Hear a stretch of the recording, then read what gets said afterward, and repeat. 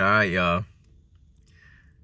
Happy Sunday, y'all. Let me just say like this. Let me just say it like this, man. It's going to be a little bit different because the episode such as itself deserves a little bit of a remix. So we're going to get straight into the juice of this episode. And that's all the way at the end, my nigga. Episode 175, Boruto.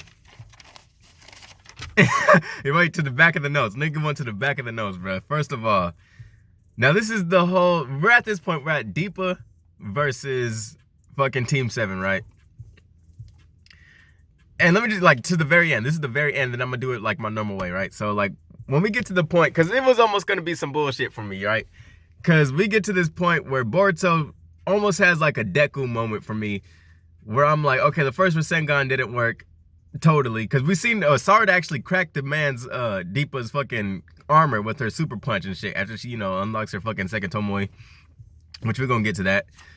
And she hits him with that little extra strength, that Hulk Hogan shit.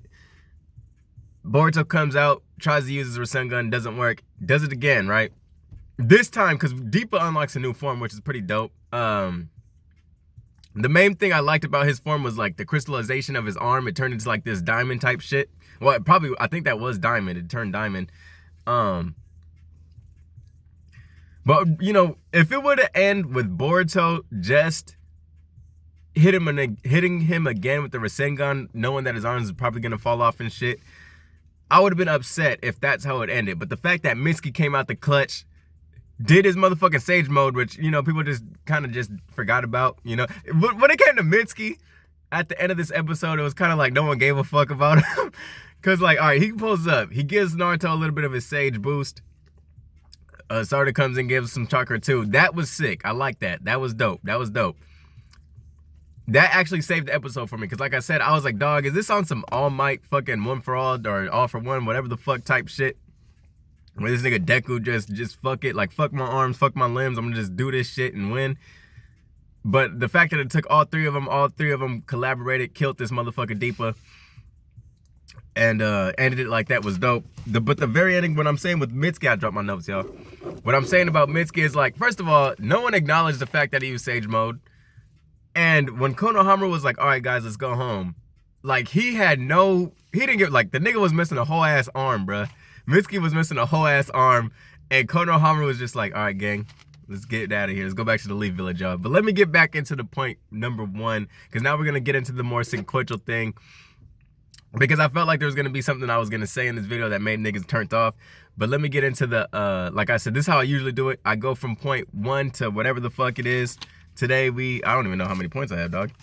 But it's just like in sequential order based on how the episode rolled out. So these are more so thoughts that came into my head, as we were given the episode. Not necessarily a categorized type thing. And also, let me give a shout out to my nigga ShuX, because I used your website that you showed me, bro. And first things first, I owe you two shout outs. One, we had a discussion about the manga. It totally slipped my mind that when Boruto opens his eyes, it's his dojutsu. I'm assuming... Hold on. No spoilers, dog. I can't get no spoilers, because I don't know if anyone else watches this, if they read the manga or not. But, like, that shit slipped my mind. So, shout out to you, my nigga. That chapter was heat. I'm spitting and shit. Chapter is heat. The fact that slipped my mind, so I got that in my head now. So, that actually boosted up the chapter for me a whole fucking lot. And then my second shout out for you, bro. I used your website that you sent me for the anime, and this shit came out crispy. Like, nigga, I thought I had Hulu. Like, the shit on my phone came out beautiful, because the other website I used, I mean, it works, right? But the quality, like, the video quality isn't the best, I guess, because, like I said, like, this shit was straight up crispy HD and shit. I was like, god damn, did the animation change? And then I realized I'm using a new website. But anyway, dog, point number one. So, the thing I liked about this episode, which is called Beyond the Limits, we get straight into the shits. Like, I was like, because I got me a little breakfast and shit, got my little eggs and shit, little omelet, had my little coffee, And I'm like, oh, shit, okay, the episode, as soon as you turn on the episode, it's like, oh, shit, okay. We at the scene of the crime, baby. It's Deepa versus, Boruto and Sarada right off the fucking bat. And this is, like, right before the intro music comes in and shit, so it's like, we're already seeing the fruits of, Sarada's training, right? So she's throwing the motherfucker. First of all, the first one to get targeted with the little crystallization or the little rocks that Deepa makes is Boruto. Boruto didn't get that training, bro. He's trying to dodge and shit. He gets hit, like his clothes get ripped up a little bit. Then comes Sarada out the clutch, uses her Sharingan. And we see, you know, she's been putting in that work. She dodges, reflects one, and then throws a kunai. One thing I did like about this is, although we know that they got the training arc in, Deepa just seems like he's still that nigga, bruh. At this point in the episode, Deepa, and I'm gonna give Deepa some credit. This whole episode, he was still that nigga. Like, he went out with honor and all that shit. I don't know about y'all, but when Deepa dies at the end, I felt bad for him. Because it's like, it's more than just, I know he's a maniac, right? But when he's just sitting there, like, he even had his final words. Like, Deepa was strong enough to have some final words after getting fucked up like that. Got fucking obliterated damn near. And he's just looking up and he's like, fuck. Like, you see his dreams are shattered. Like, it's more than just, you know, I know he has a weird dream about wanting to taste the flavors of the world. But the passion that he spewed out of his lips when he was just sitting there dying and he eventually gets crushed, it's like, fuck. The divine tree. I was so close. Like, I felt bad for him, even though, you know, he likes to eat motherfuckers. He wanted to eat the fruit and shit. But, you know, it is what it is, dog. But like I said, he also showed like a few new moves that we haven't seen. Not saying that he was training, but, you know, Sarada points out he's been holding back. Like, the whole time you thought you was training for me, I wasn't trying, dog. So he shows like he becomes like this type of, like Saturn, like the planet Saturn. He builds these rings around him, throws them, has defense mode with it and all that shit. So I'm glad that it wasn't just Team 7 who got a little power boost. You know, Deepa had some tricks up his sleeve still, too. And it kind of showed, like, fuck, are these niggas... Like, I wasn't doubting whether or not they were going to win or not, but I was kind of seeing, well, is this going to be a 2-episode battle? Because, you know, Deepa got some tricks up his sleeve still. On to my second point. So we learned that Deepa wants the fruit, which kind of reminds me of some throwback Naruto type shit. So we're learning, like, the dynamic between, I guess, the lesser... people within the Kara organization. They all kind of have like their own motives, it seems like, because Victor wants the fruit. He wants to grow his fucking legs back and shit. We'll get to that too. Like, Deepa wants the fruit, Victor wants the fruit.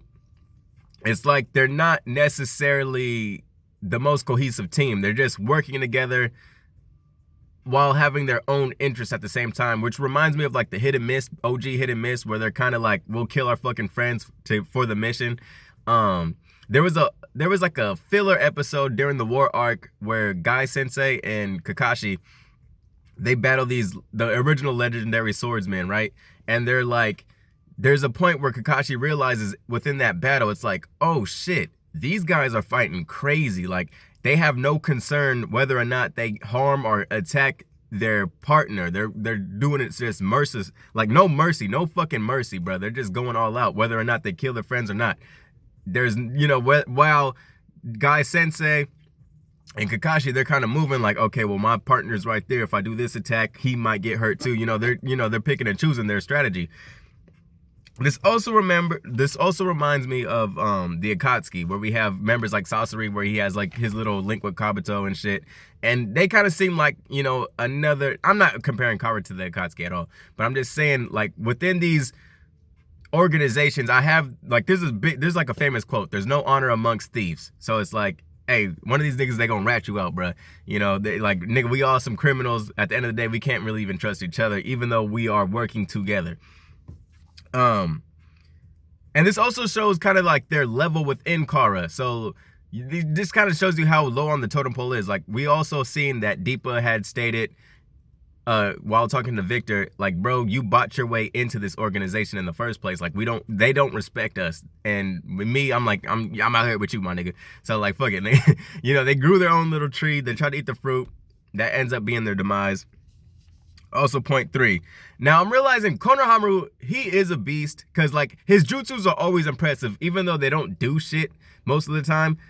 He has impressive jutsus. He shows impressive power. It's just, like, I think where we are in the anime, and it's kind of similar to, I guess, like, how people would say with Sakura, like, they always put Sakura, well, not now, because Sakura's pretty much that nigga now, but, like, in Naruto Shippuden, they kind of always put her in battles that she couldn't even win. So I think they're kind of doing the same thing with Konohamaru, where it's like, Yes, he has his fucking dope ass powers. His fucking his fire jutsu is the shit. But he's always facing motherfuckers who just are stronger than him or who are just next level strength. These members of Kara, they're basically on steroids, dog. So it's like if they were, you know, I don't want to say give us some like cakewalk motherfuckers for him to run through, but you know, give us some dubs, bro, because he has the power. We see he has great power. Like, it's like Andre Iguodala. The nigga has a beautiful fucking shot, but that shit hardly ever goes in, dog. Like, the nigga got the dopest release, and that shit, he don't get too many buckets. He got defense, though. He got defense. But on to point 4, we get Orochimaru versus Deepa, or not Deepa, Orochimaru versus Victor, right? Which was a dope battle. It was cool to see. I mean, the one thing about this battle is, like, this is obviously a show for kids because Orochimaru, like, he uses his snake arm to fucking bite the head off of Victor. And at first I was like, yo, because when he was laying on the floor, his body looked slightly different. And I was like, yo, was that like not a shadow clone, but was he possessing someone else's body? Like, it almost felt as if Victor was in possession of another person's body because the body ended up being like longer than it was when he was just in regular Victor mode. And then he just regenerates his head. And the fucked up thing is, all right, bro, so you could regenerate your arm, your head, you could grow new arms, but you couldn't grow the fucking peg leg back. Like, you need your fucking, like, you want to eat the fruit just so you can have your one fucking foot back. Like, your science wasn't good enough for, like, a whole ass head, bruh. You could regenerate a whole ass head, which has your brain and all that shit, but you can't get a fucking leg. Not even your whole leg, just a piece of your leg that's missing. So that's kind of like, okay, bruh. And that ended up being his downfall, because it's like when Orochimaru uses that wind style jutsu on him, his fucking leg, his wood peg leg cracks and shit. So I can't explain that for y'all. I don't know that shit, dog. Fuck them niggas. Deepa throwing hands. This is the thing that disappointed me. And I know that we're in a new era of Shinobi. We're no longer at this era where a motherfucker has to level up their Sharingan because a nigga killed himself, because I watched my brother die, I watched my brother die. Like, this shit. Sarada, the way she unlocks her second Tomoe is some bullshit to me. Like, in all honesty, it's like, just because you want to be the Hokage and you got so emotional, so riled up. I mean, I get it. You saved Boruto. And that strength, I don't know, that strength kind of seemed out of nowhere too. Because it's like, that was like his most powerful, like he was going to beam the fuck out of Boruto. Boruto was going to splatter. And he charged that bitch up. Meanwhile, you guys were getting hit with them little ass pellets and was flying left and right and shit. But you just put a little Wakanda sign up and saved the nigga. I mean, it was a good episode. But it's just like, that thing is like no one had to die, bro. Like, no one had to die this episode, but like the way she leveled that shit up, I'm not letting that rock. I'm not letting that rock. I fuck with Sarada heavy, but I'm not letting that rock, dog. Like, just cause you have dreams, bitch, you get to unlock your second Tomoe. And that's shit, is that it?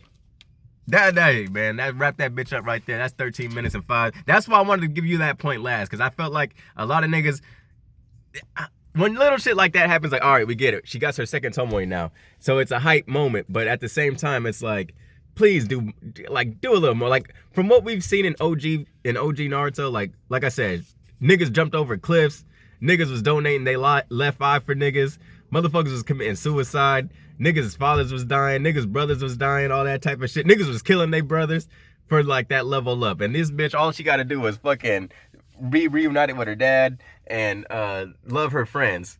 Like, come on, dog. I know we're in a new era, and I know this generation's a little bit different, but let's do better, dog. Let's do better. But shout out to my niggas. Happy Sunday. Shout out to my nigga Shoe X. And I hope y'all like this episode. The episode was heat. The episode was heat. All right, I just want to let y'all know that. Manga going up. Anime going up. My nigga, you know who on deck. You know who about to pull up soon. We all know. And when we gonna have this talk later, who get more bitches between the two of these characters, right? Because that nigga got, hopefully the anime design do him some justice. I got this sun in my eyes and shit. Hopefully the anime design does him some justice, because this nigga can get hoes. I'm just telling y'all right now, the nigga who gonna pull up got bitches. Peace.